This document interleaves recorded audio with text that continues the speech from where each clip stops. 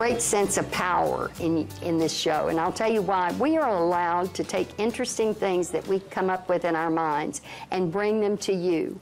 It's a luxury in this business, and I wanted to talk to 3 women who all started their own business, and the reason that I wanted to do it in the public relations arena is because public relations is part of every business, and these 3 women have all started their own business, and we're going to talk about that in the hopes that it might give you the idea to know that you might have an idea that you can bring out to the community. So let's move down. I'm going down on the end to my good friend Dee Dee Leahy, who had her own company for 35 years in Dallas. Next to her is Gail Cooksey.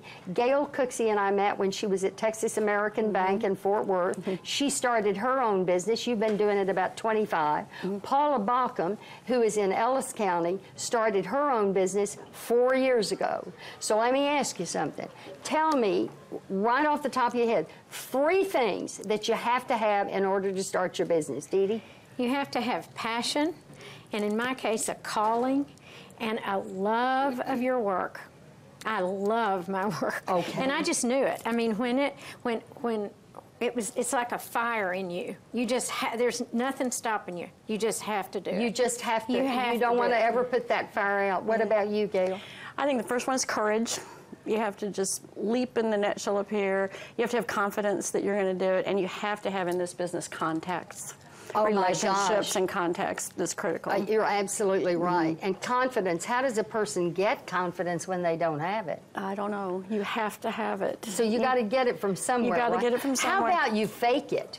You can fake it till you make it. How about you have a mentor? Yeah. Did you have a mentor? I had a mentor that encouraged me to move in this direction because I had the network, because I had my own business in another arena. I started mine 4 years ago when the bottom fell out of the economy. Nobody starts businesses then, and you just walk in faith.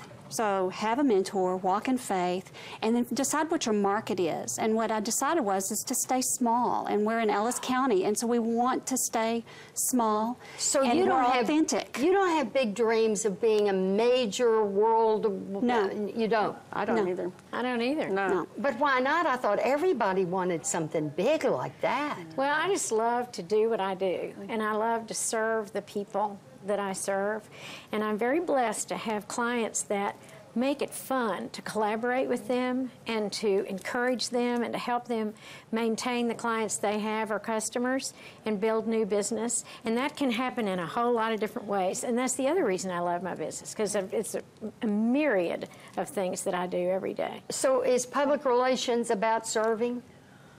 Absolutely. It's about helping and advising and counseling your clients. Now, why would you say helping and not serving?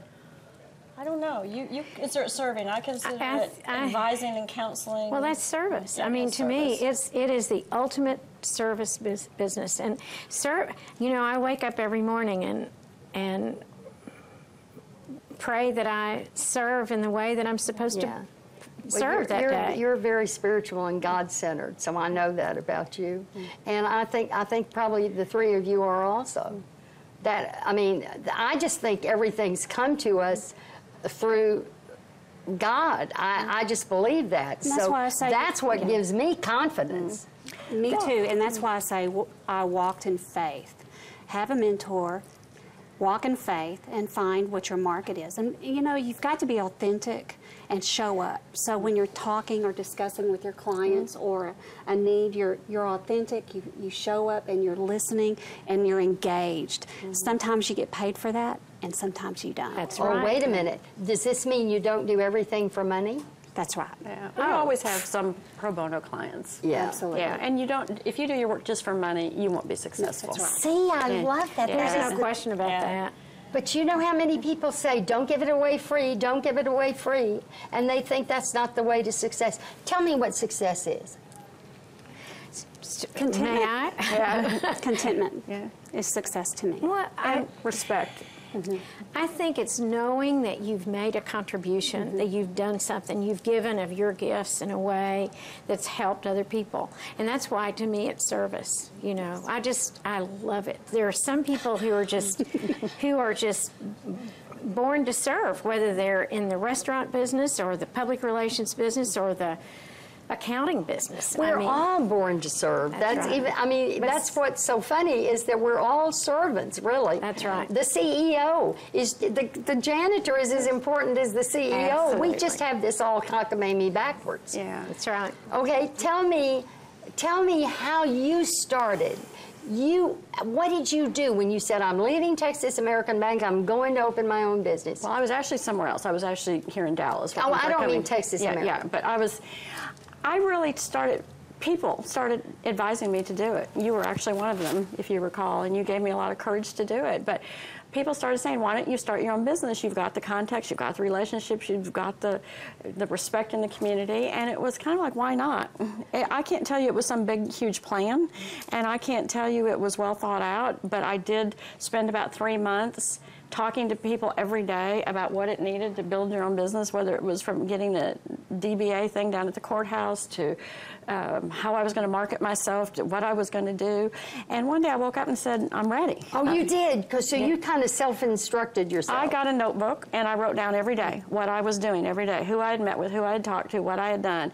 And every day it was like a building block in this house, every day. And one day I woke up and the house was kind of built and there wasn't anything more I could do to it besides just start. Just start. And I went into where I was working and I said, I'm going to start my own thing. Okay, we're going to hold on that because I love this. Do you know how many people just try to get ready?